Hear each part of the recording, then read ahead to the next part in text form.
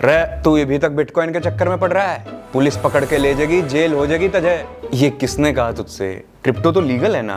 अरे भाई टेररिस्ट लोग यूज करा कर रहे हैं क्रिप्टो करेंसी। और तन्ने वो न्यूज आर्टिकल ना पढ़ा? दिल्ली के 60 साल के अंकल के 31 लाख रुपए ठग लिए। अरे भाई चोरी तो घरों में भी होती है, तो इसका मतलब घर छोड़ के भाग जाएं क्या?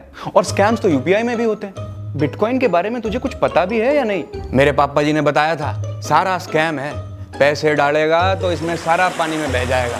अरे जिस गली जाना नहीं उसका पता पूछ के फायदा बावड़े। रुक, ये देख, फायदा इतना प्रॉफिट। मैंने पढ़ा था कि 2024 में बिटकॉइन आधे हो गए। बिटकॉइन आधा नहीं हुआ है, बिटकॉइन हार्विंग इज डिफरेंट। सब समझाता हूं, ये लोग भी यहां इसीलिए आए हैं।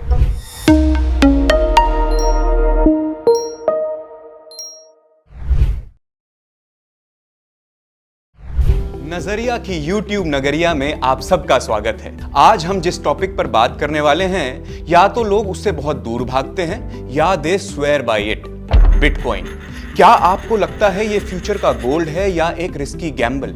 इंडिया में बिटकॉइन या बीटीसी ओन करने का क्या मतलब है और बीटीसी और ब्लॉकचेन का क्या रिलेशन है? 2008 में एक अननोन पर्सन या ग्रुप ने सतोशी नाकामोटो के नाम से बिटकॉइन का व्हाइट पेपर पब्लिश किया। इस व्हाइट पेपर पर इंट्रोड्यूस हुआ कि एक डिसेंट्रलाइज्ड डिजिटल करेंसी सिस्टम है जो किसी सेंट्रल अथॉरिटी पर डिपेंड नहीं करता है। बिटकॉइन एक डिजिटल करेंसी है जो ब्लॉकचेन टेक्नोलॉजी पर ही बेस्ड। ब्लॉकचेन एक डिसेंट्रलाइज्ड लीजर है जो सिक्योर और ट्रांसपेरेंट ट्रांजैक्शंस अलाउ करता है। अब आसान भाषा में कहें तो ये एक ऐसी टेक्नोलॉजी है जिसका मैनेजमेंट और मेंटेनेंस एक सेंट्रल अथॉरिटी नहीं बल्कि कुछ माइनर्स मिलकर करते हैं। अब आप पूछेंगे कि ये माइनर्स किस चिड़िया का नाम है?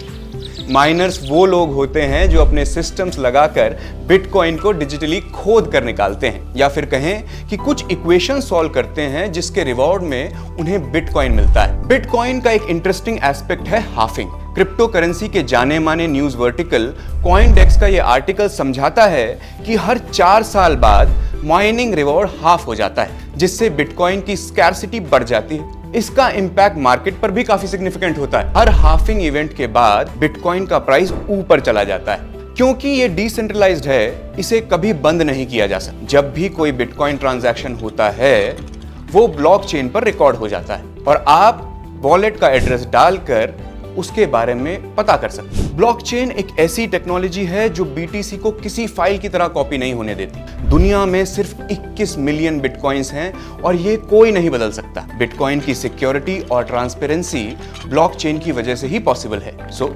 बिटकॉइन की पॉपुलैरिटी बढ़ रही है क्योंकि ब्लॉकचेन टेक्नोलॉजी इतनी रिलायबल और सिक्योर है, और बिटकॉइन की लिमिटेड अवेलेबिलिटी इसे और वैल्यूएबल बनाती है। तो सबसे पहले देखते हैं बिटकॉइन का करंट सिनेरियो। 2024 में बिटकॉइन का प्राइस लगभग 30 लाख के आसपास है। काफी फ्लक्चुएशंस के बाद बिटकॉइन ने अपने आप को एक सिग्निफिकेंट एसेट की तरह एस्टैब्लिश किया है। अब चलिए इसे इन्वेस्ट करने के प्रोज और कॉन्स को कंपेयर करते हैं। बिटकॉइन का प्राइस बहुत ज्यादा ग्रो हुआ है ओवर दीज इयर्स, बट ये भी याद रखना जरूरी है कि बिटकॉइन एक दिन स्काई हाई होता है तो अगले दिन सी लेवल लो।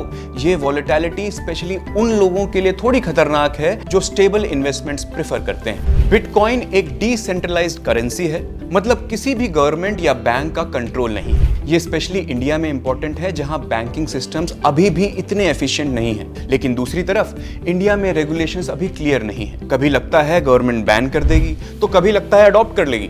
जब रुपए की वैल्यू गिरती है बिटकॉइन स्टेबल रह सकता है। It's like gold. और गोल्ड का प्राइस देखो हमेशा ऊपर ही तो जाता है, पर हैकर्स और स्कैमर्स का रिस्क हमेशा रहता है। अगर आपका वॉलेट हैक हो गया तो आपका पैसा रिकवर करना थोड़ा मुश्किल हो सकता है। बहुत सारे इंटरनेशनल मार्केट्स और कंपनीज बिटकॉइन को एक्सेप्ट कर रहे हैं, सो आपके इन्वेस्टमेंट्स ग्लोबल हो सकते हैं विदाउट एनी हैसल। लेकिन बहुत लोगों को अभी भी नहीं पता कि बिटकॉइन और ब्लॉकचेन क्या है। ये लैक ऑफ अवेयरनेस भी एक रिस्क, स्पेशली जब आपके इन्वेस्टमेंट्स बिटकॉइन की तरह कॉम्प्लेक्स। इंडिया में क्रिप्टो करेंसी लॉज और टैक्सेशंस काफी कॉम्प्लेक्स हैं। गवर्नमेंट ने 2022 में 30% टैक्स इंट्रोड्यूस किया है, plus 1% TDS on every transaction. ये टैक्सेस इन्वेस्टिंग को कॉस्टली बनाते हैं, जो अडॉप्शन पे नेगेटिव इंपैक्ट डाल सकते हैं। 2024 में भी इंडियन इन्वेस्टर्स को अपने क्रिप्टो और एनएफटी के इनकम्स डिक्लेयर करने पड़ेंगे। 2023 के नए रूल्स कहते हैं कि अगर आप क्रिप्टो एनएफटीज को इन्वेस्टमेंट के तौर पर होल्ड करते हो तो ये कैपिटल गेन्स माने जाएंगे। अगर ट्रेडिंग के लिए होल्ड करते हो